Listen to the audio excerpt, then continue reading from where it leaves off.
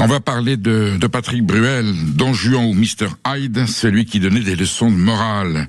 Aujourd'hui au cœur d'un terrible tourment, d'une terrible tourmente même, appelons-la par son nom, un scandale, un énorme scandale. Patrick Bruel ne s'était pas contenté, par son immense talent et son charme à la voix rocailleuse, d'envoûter la jeunesse et de tourner la tête à des adolescentes fascinées qui hurlaient Patrick au bord de l'évanouissement. Il prit aussi très tôt des positions politiques considérées comme courageuses, notamment dans ce fameux 7 sur 7, l'émission grand-messe de l'actualité animée par la journaliste Anne Sinclair sur TF1, un jour de 1991, engagé auprès de Dominique Strauss-Kahn, qui allait devenir par ailleurs le mari d'Anne Sinclair.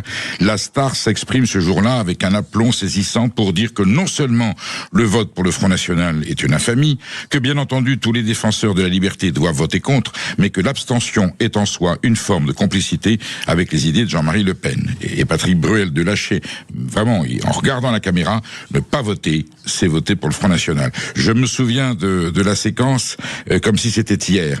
Le chanteur avait parfaitement le droit de penser cela et de le proclamer, ça y a aucun problème.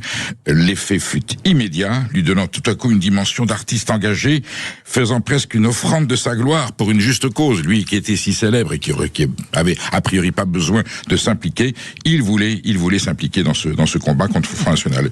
Alors Bruel n'avait pas seulement un talent fou à l'époque, il avait un courage à couper le souffle, considérait-on dans tous les médias, refusant de se donner dans des villes acquises au Rassemblement National. Il prenait une position très tranchée là-dessus. Voilà.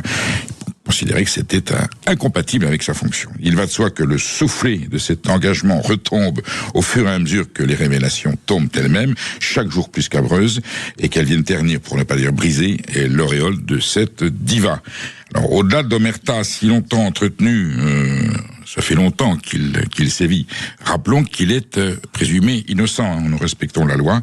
Il est clair que lorsqu'un artiste se lance dans des leçons de morale sociale ou politique, il est quand même préférable qu'il soit lui-même digne de pouvoir le faire. On imagine le désarroi de ceux qui ont pris les consignes de Patrick Bruel comme parole de référence d'un homme sincère et de bonne foi. Le problème est toujours le même, que sanctionne ce cruel mais irrésistible dicton populaire antillais. Quand on grimpe au cocotier, il faut avoir le caleçon propre.